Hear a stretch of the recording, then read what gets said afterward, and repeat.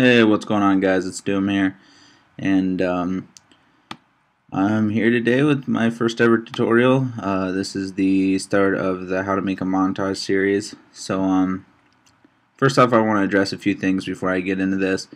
First off, being that the fans on my computer, as a lot of people may know, that Macs run really hot and their fans can be kind of annoying. So, when I'm recording with ScreenFlow and I'm working in After Effects, sometimes my fans can get a little crazy, so I apologize if they become a little out of control. I'll try to adjust my audio a little bit and edit it so you won't be able to hear them as much. But I just wanted to apologize for that right off the start. The other thing is that I'm not really going to be like cutting this, or I'll obviously cut it if I'm rendering or anything like that. But I'm really not going to be stopping this. It's kind of just like a live version of me, like an uncut version. You're basically just going to be seeing how I edit an episode. The title is How to Make a Montage, but I'm just editing an episode. Same concept.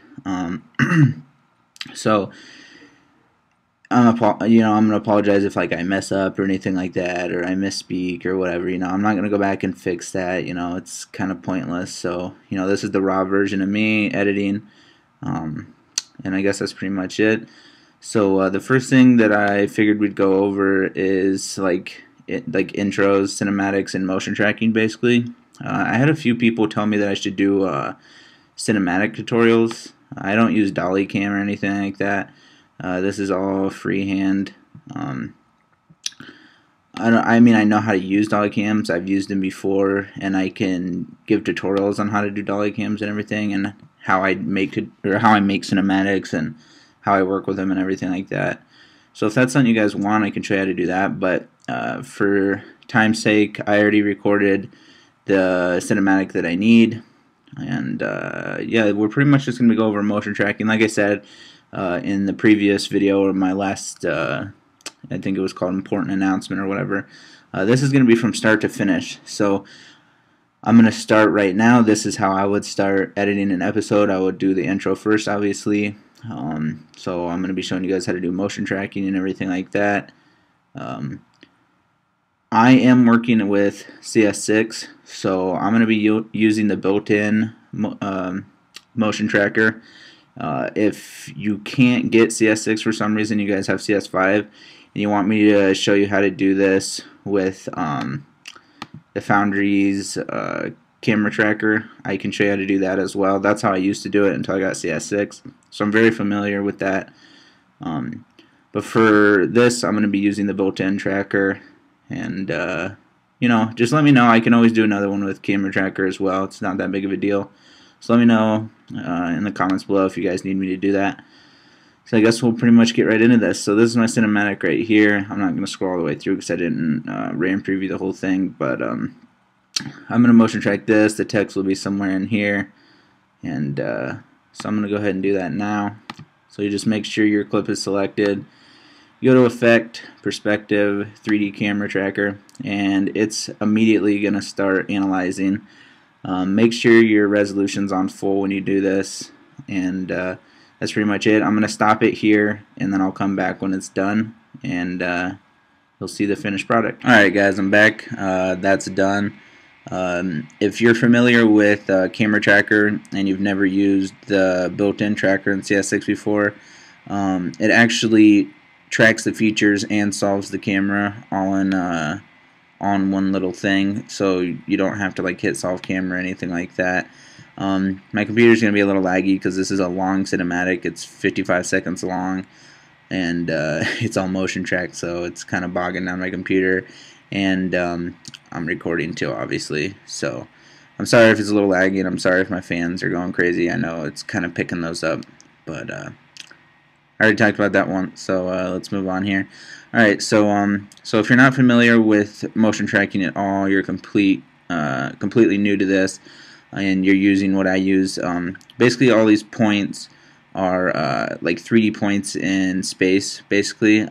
So you can assign text or logos or whatever you want to any of these. So you'll see, if I can kind of scroll through here, you'll see that they stay where they are, depending on how smooth it is and everything, because some of them will jump around and everything like that. But like if you'll notice these up here, they stay there the entire time, most of them for the most part.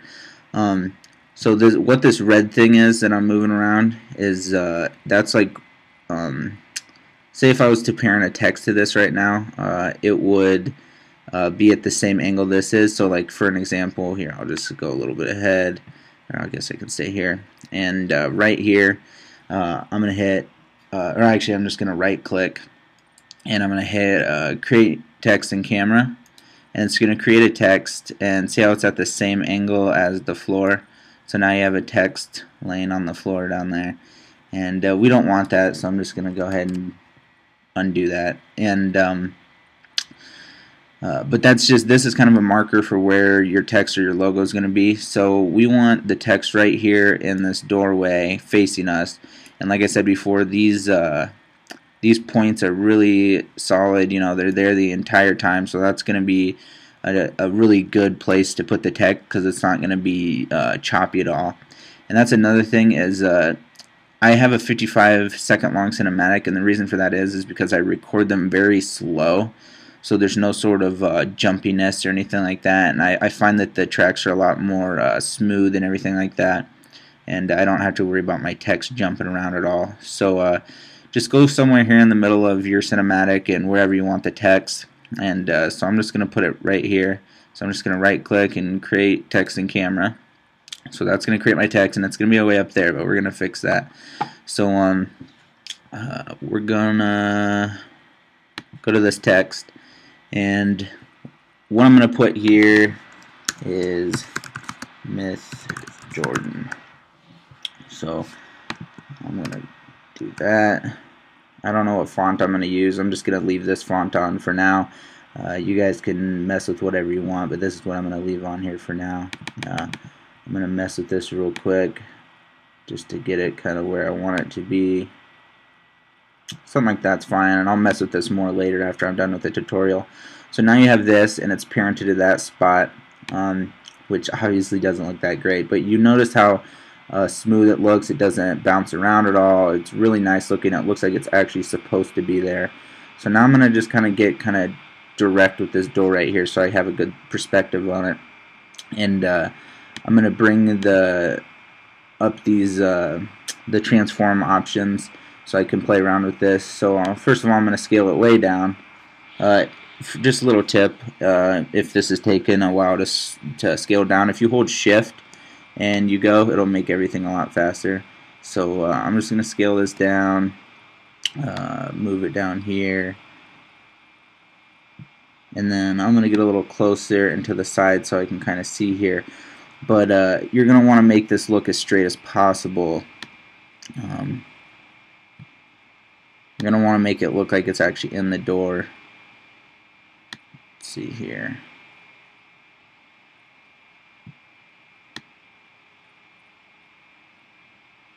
Doesn't look like it needs much work.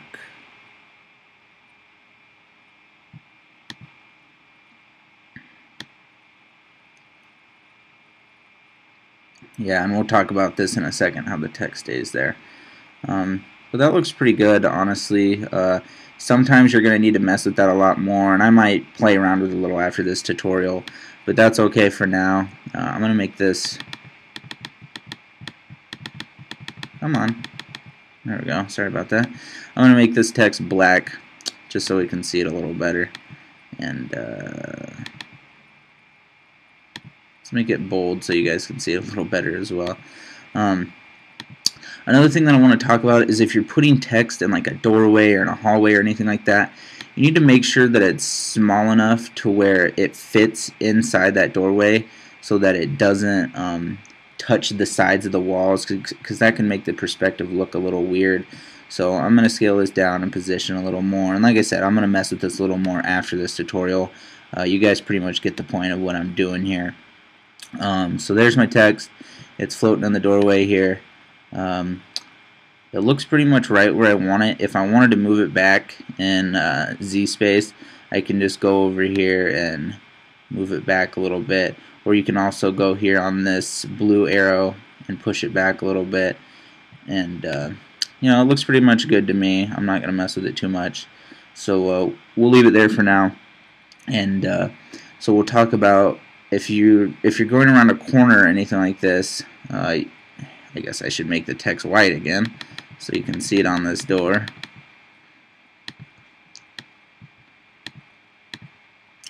Alright, so you can see that the text is there at all times because it doesn't read that there's a door here or anything like that. It obviously can't tell that. It's only tracking the points, so you have to make it look as good as possible. You have to make it look like it's actually there and you know, actually in the map. So I'm going to go right before this door actually comes up. Looks like right about there. And I'm going to go down to our cinematic and I'm going to duplicate it. And that might take a second because there is motion tracking on it, so you know, it's going to take a second. There you go, you have your second cinematic with the motion tracking on it. Go ahead and delete the tracking on that, and that'll take a second as well. Okay, so now we have our cinematic with the tracking on it that we have the text on and everything, and then we just have the cinematic with nothing on it. So you're going to take this cinematic and you're going to put it on top, and you'll notice that the text disappears, and now we don't have. Here, hold on, let me zoom out on the timeline here.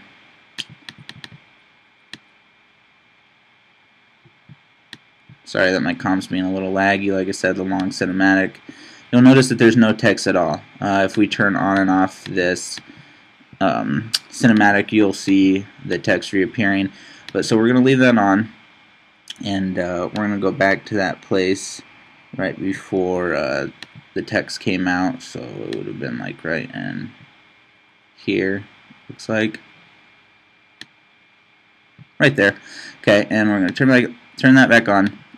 And now we're going to create a mask around this door. So go up here to your pen tool, make sure that your cinematic selected, and and the shortcut key for the pen tool, V is for your normal just point and click, and then for the pen tool is G, and you'll get this. And also if you hit G over and over again, you'll get different options. So that's pen tool. You have the like I think it's called the mask feather, and then you have some other stuff, but we're not gonna mess with that. So okay, this is where we need to create our mask. I'm gonna try to get in here as much as I can. And this is a pretty straightforward mask. That's kind of the reason I did this, so you guys can get the point. I've done some really complex ones before, and it can be pretty bothersome. So now we have our mask around this door. We're gonna go ahead and make sure this is perfect.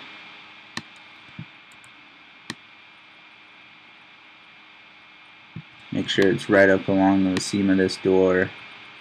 You notice I got a little slappy here, but that's okay. You can go in and mess with this at any time. So there you go.